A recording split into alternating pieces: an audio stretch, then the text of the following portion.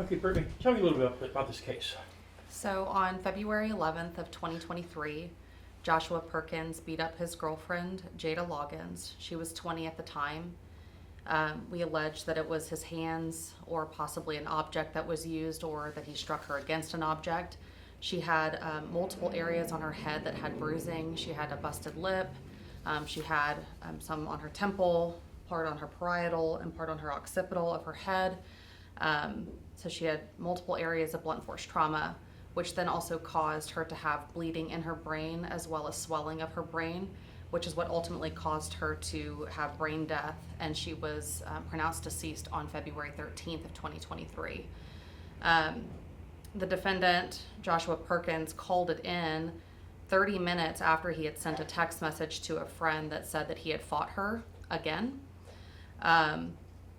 He then had a 13-minute FaceTime call with that friend. There was 30 minutes from the time he sent that text message to the time that he calls 911. All the while, she's not getting any sort of medical attention and her brain is bleeding and swelling.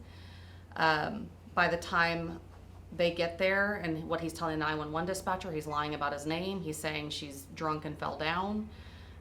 So that they come, they start CPR. They're working on her for quite a long time. They were able to get a pulse back. But by the time that they got her to the hospital, they determined that her brain injury was already so severe that they could not save her. She was declared brain dead, and she was taken off of life support on February 13th of 2023. The evidence also showed that once he was inside of the hospital, he deleted those text messages that he sent to the friend that said that he fought her. So that evidence was also able to come in at trial. Also during the course of the trial, we were able to show that there were multiple other instances of violence from the defendant on Jada during the course of their very short 6-month relationship. Now, whose case was it? Was it the Sheriff's Office or LRP, or which agency? This was actually the Houston Police Department, because this is in that little area of Kingwood that's still Houston Police Department. And so this was work by Detective Barton Neighbors with Houston Police Department. He did a fantastic job. Okay. All right. Looking at this case, I mean, y'all had to be prosecuting stuff like this. Absolutely. So men who hit women are cowards, and Perkins was the king of the cowards. When he put his hands on Jada, it was as if he was putting his hands on every woman in this county, and the county hit back. This is a guy who richly deserves a life sentence, and he got it. What about the court? Did he plea out, or was it just? No, it was a heavily contested case. Our prosecutors went in there, went to war, secured a guilty verdict, and then went to the judge for punishment. The judge gave a life sentence, and in her comments, she said, "This is a repeat offender, a violent offender. Life in prison is the only appropriate result." Okay.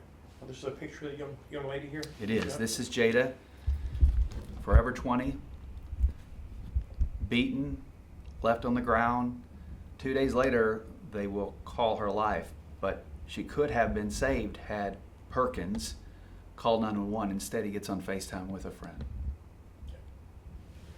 What kind of message you have for people, basically in Montgomery County, on assault cases? Yeah, there are consequences for cowards. We're going to find you, we're going to arrest you, we're going to prosecute you, and then you're going to spend time in prison as long as we can put you there. All right. Yeah. They'll get it.